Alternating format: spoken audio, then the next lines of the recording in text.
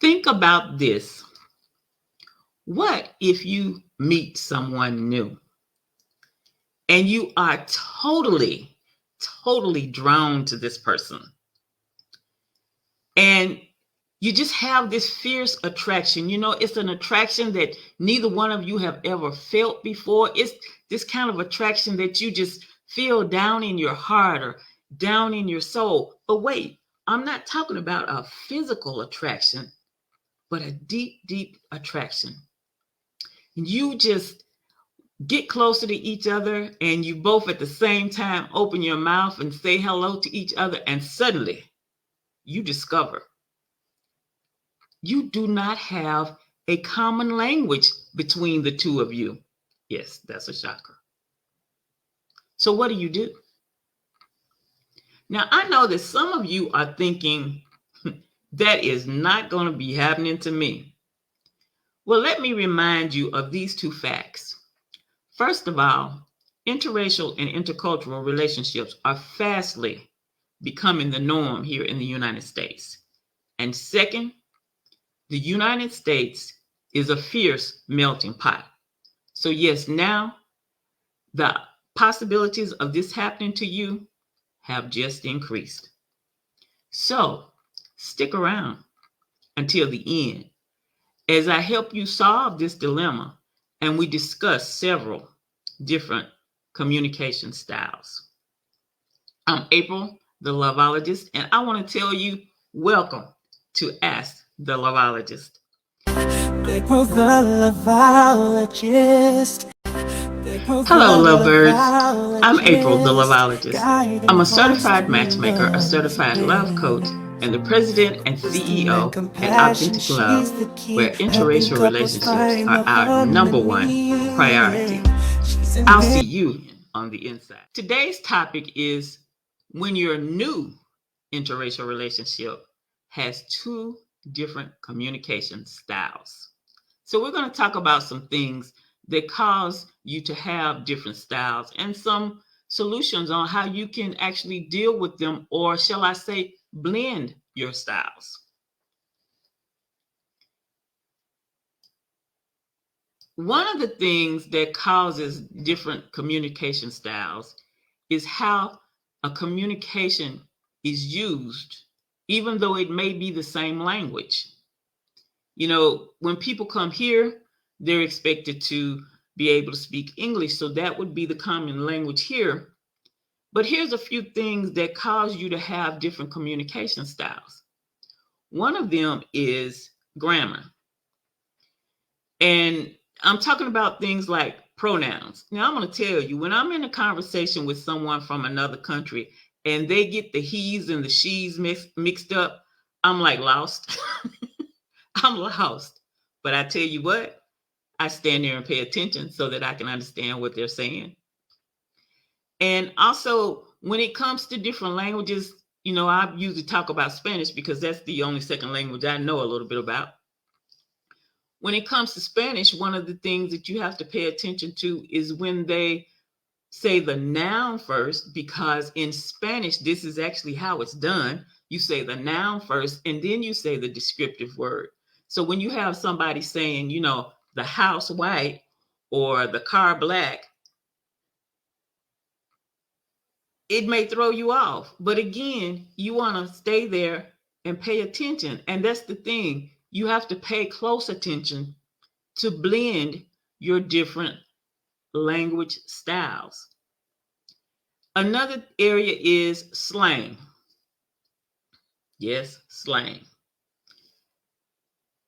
In my networking group this morning, I met a person who was new there, and we just had this great conversation because he said he was married to a young Mexican lady, and he said that so often he thinks he has hit it out the ballpark because he just knows that he just said something in her language and it was just great, and she gives him a certain look and says, "Do you know what you just said?" And he's like, no. She tells him what he just said, and then she says, "Don't say that again." So you want to pay attention to the slang that you're using, as well as what you might be hearing that may be slang. And you have to be a bit forgiving because, like I said, this gentleman had no clue what he was saying. And that's the thing. When you're learning a language that's not your parent language or your original language, it can be really tricky and you may not know what you're saying. So you, as the listener, you have to be forgiving, listening, and paying attention. Another thing about how the language is used has to do with being direct versus conservative. Now, we here in the US are considered people to be direct when we talk. I know that I am, because usually when I'm talking to somebody, I'm saying exactly what I mean. And I've been informed that I have a solid voice, and that my voice kind of carries a little bit without me even trying. So I come off pretty direct sometimes. And then there's people who are conservative in their communication. And when I think of somebody conservative, I think of people that have Asian descent, because they can sometimes be a little quiet in the way they communicate. Now, I don't want you to get me saying quiet as mousy, but they're a little quiet in the way they communicate, and you really have to shut out the noise and pay attention to what they're saying. There is a couple that I've been following for years on YouTube. They live in Korea. The husband is Korean. The wife is African American. In all their broadcasts that I have watched, I have never seen or heard this man yell, raise his voice, not even when his children are running around and they're running away from him and he's trying to get them to stop. I've never seen the man raise his voice or whatever, even when he's talking to his wife. They could be riding along in the car talking about something, and she'll say something and he's like, huh? And he'll ask her a question, but he never raises his voice. He never sounds rude. He just simply expresses himself in a firm manner, but he is conservative in his communications. So here's a few ways for you to blend these types of communications or make these challenges much easier. One thing you can do is you can learn each other's communication pattern. And when I say communication pattern, I'm talking about something like what I do that, some people look at me with side eye. But I know when I'm excited or I'm trying to make a funny point, oftentimes I'll say a sentence, but in that sentence, you may find one or two words that mean the opposite of what I'm really trying to convey. So to understand me, sometimes you just have to simply understand my pattern of talking. Another thing too is, especially in these interracial relationships, you must have patience and you must pay attention. Also, when you are correcting someone, make sure that you're correcting them in love, not yelling, not going off, not jumping at them, but be sure that you're correcting them in love so that they understand that you are trying to help them. And here's another great tip. You might just need to write down something that the person is not understanding when it comes to your communication and your language. We as humans, we learn things three different ways: by seeing, by hearing, and by actively doing. In this case, it would be writing. So this is why I'm saying you may need to write it out.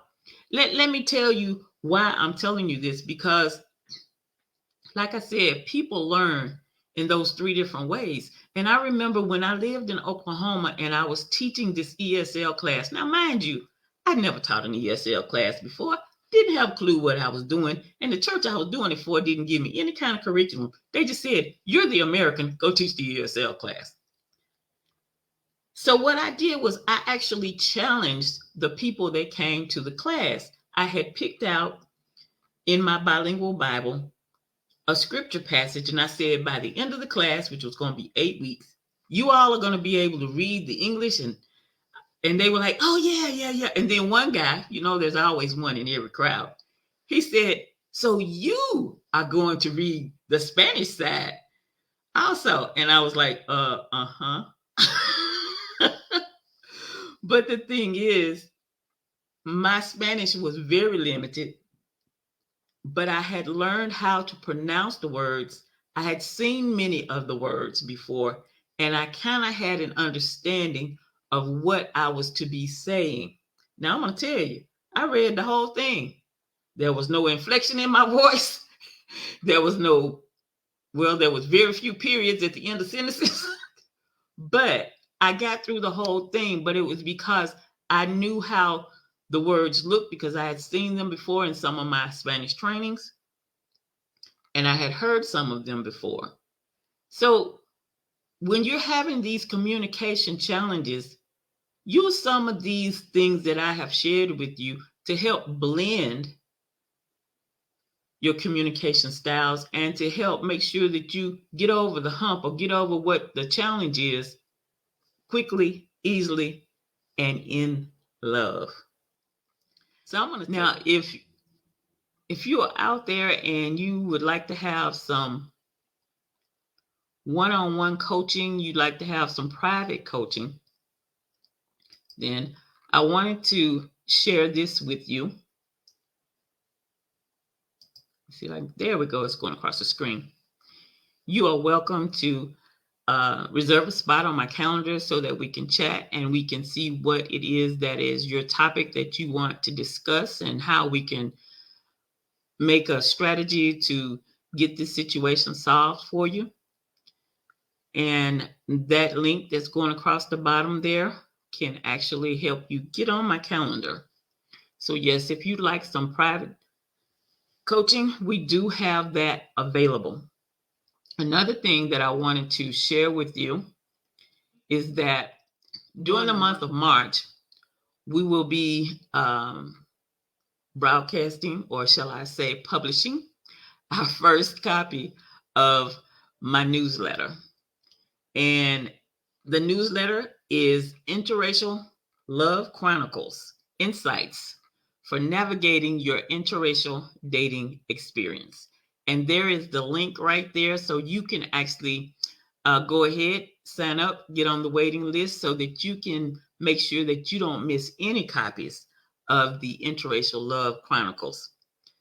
And you're welcome to share that link with friends as well, because we want as many people as possible to receive this newsletter, because people, like I said earlier, they have so many questions, but they just don't want to ask them, or they don't want to ask them in public.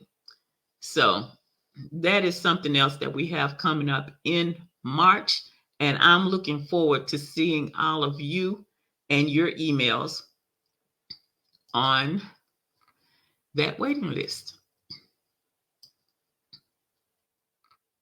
We're talking about when you have different communication styles in your relationship, in your interracial relationship. Another thing that causes you to have different communication styles in your interracial relationship is your perception of life. According to the UKessay.com, the essay writers experts, they said this, but I'm paraphrasing. They said that in a romantic relationship, people communicate according to culture, love style, degree of security, as well as geographical situations. And so I really wanted you to be aware of that, because when you're in an interracial relationship, some different things may come up in your communication, and you're wondering why the person is acting the way they're acting or responding the way they're responding. And like it said here in this statement, it could be according to their degree of security, according to their culture, according to their love style, as well as geographical situations. So let's say, for instance, you are wanting to have a vacation and you want to go to a certain state, and they're like, I'm not going to that state. Well, that's because either they know something about that state, or they have a concern about their safety, or whatever it is that's going on in their minds that has to do with that particular state. I know I had planned a trip to go to Juarez, Mexico, and the people that I was supposed to meet, I had to meet them in Texas. And I have an aunt who lives in Texas, but I wasn't going near her house. So I got me a hotel room or whatever. And so I went on my trip, came back and everything. And when I got back, I was telling my aunt about my trip. She freaked out because she was concerned about the fact that at that time there was a high volume of kidnappings of women in that state. And I didn't know anything about it. So, like I said, it's a person's perception of life. I didn't know anything about it, so I didn't have any particular perception that I could have been in danger. Another thing about different communications, typically you don't offer an Indian person pork. Also, you may not offer an African American person pork. So let me tell you why on these two. Because, an Indian person may not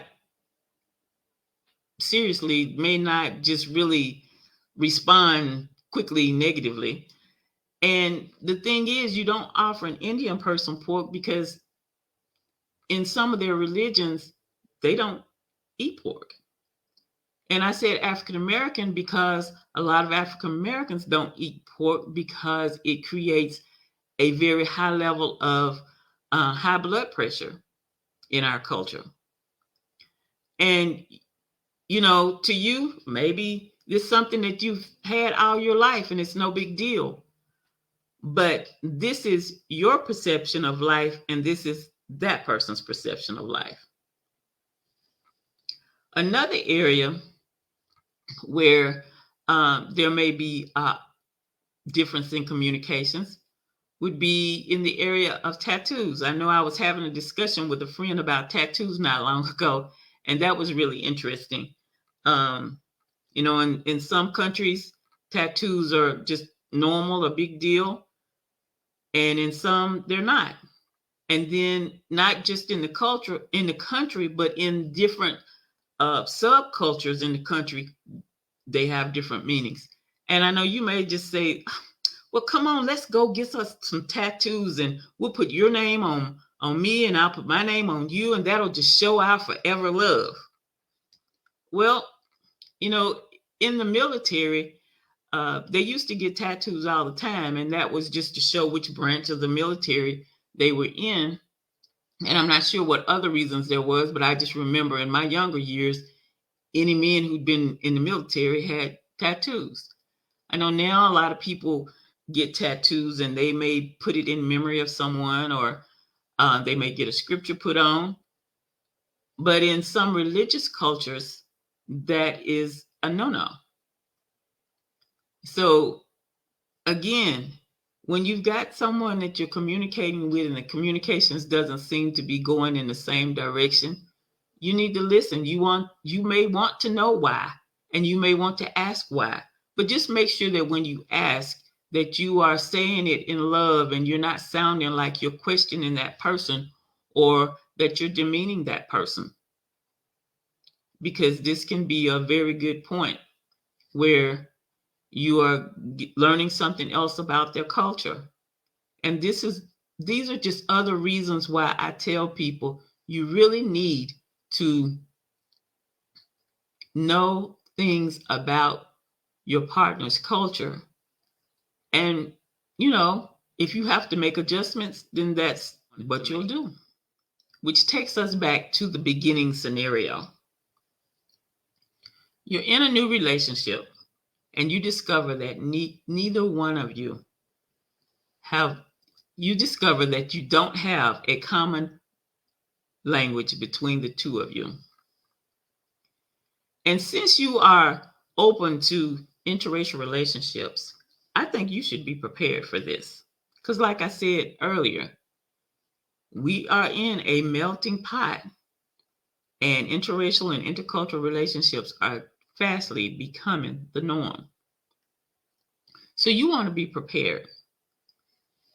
And one of the things I've noticed is that people from countries outside of the US, if they can't speak English, they are prepared. Usually they may have a friend with them.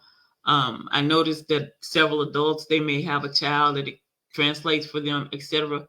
But you, as a person who wants to date, you should be prepared as well. And so I remember having someone to come to my home to deliver my groceries. And I needed to ask them a question. And I realized suddenly that they didn't speak English.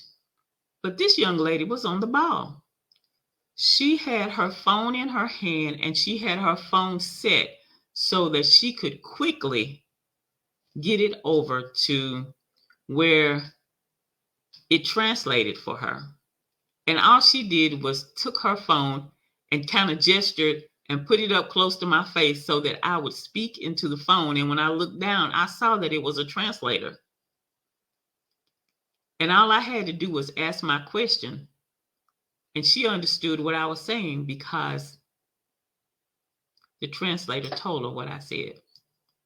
So again, I want to suggest to you that you make sure that you're prepared. So have on your phone some type of app that will translate for you. And you can always do the universal sign for wait a minute, which is this, and pull it up and just let the person speak into it. When I was an Uber driver, I remember this young man, he was in the back and I was getting close to where we needed to go, but I was having trouble finding the place and he didn't speak English. So he had his translator ready as well. So I just want to suggest to you that you actually prepare, that you find you an app or something that is going to be with you all the time. Because one thing for sure, you can have a person with you who can translate for you, but you may not always be with that person. And here's my real big point that I want to make with you today.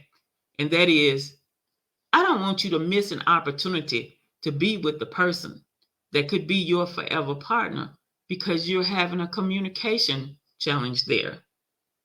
And this is just one way for you to bridge that gap in communication, or the fact that you speak two different languages. And you're like, but that's not going to help. But you know what? If you're really interested in this person and this person's really interested in you, and this is your person, as you continue to talk to each other, although it may be through your phone for a while until you learn the languages of each other, or then you're going to get to know each other and it will work for you. And I know there's some people of you that may say, well, I don't have time for all of that explaining and all of this and that. And I've heard people say that so many times, it hurts my heart. Because the thing is, it doesn't matter whether you're in an interracial relationship or a traditional relationship, or even if you speak the same language and you both speak it clearly. There is going to be times when where explanations are going to be necessary because you're two different people, you have two different backgrounds.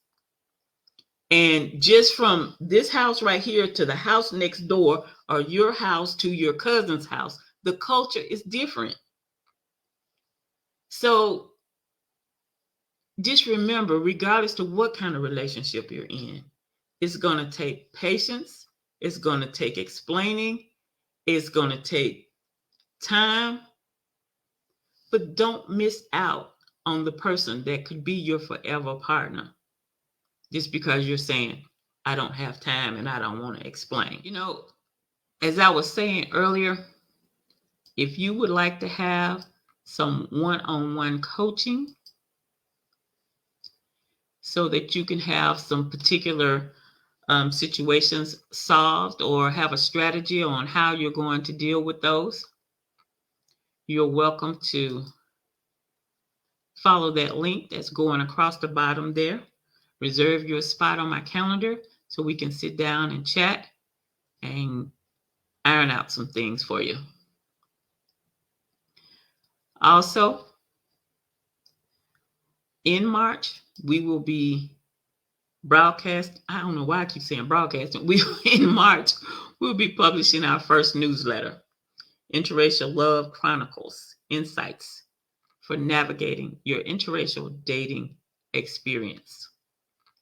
And you are welcome to go ahead and use both of those links there.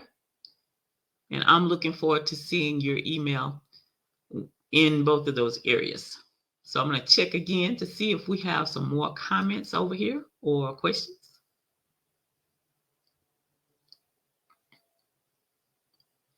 Well, I don't see any more comments or questions at this time. So I want to say thank you to all of you who have joined in today. I believe we have a few new viewers out there. If you put something in the comments and I did not comment back, let me go ahead and apologize because I'm not seeing any additional comments over here on my side. But I do appreciate you coming by. I appreciate you sharing.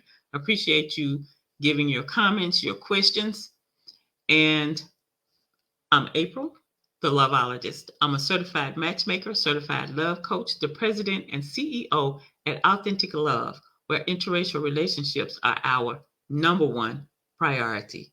I'll see you back here again next Monday, 6 p.m. Central, 7 p.m. Eastern. And remember, if you have a question that you want the LOVEologist to answer, be sure that you put it in the comments today or go to my messenger or my inbox and leave your question there so we can get it answered for you. Well, I'm going to say bye-bye now. Thanks for coming by. They were the loveologist, guiding hearts to love's abyss. With wisdom and compassion, she's the key, helping couples find the harmony. She's an interracial love coach, bringing people together approach by approach.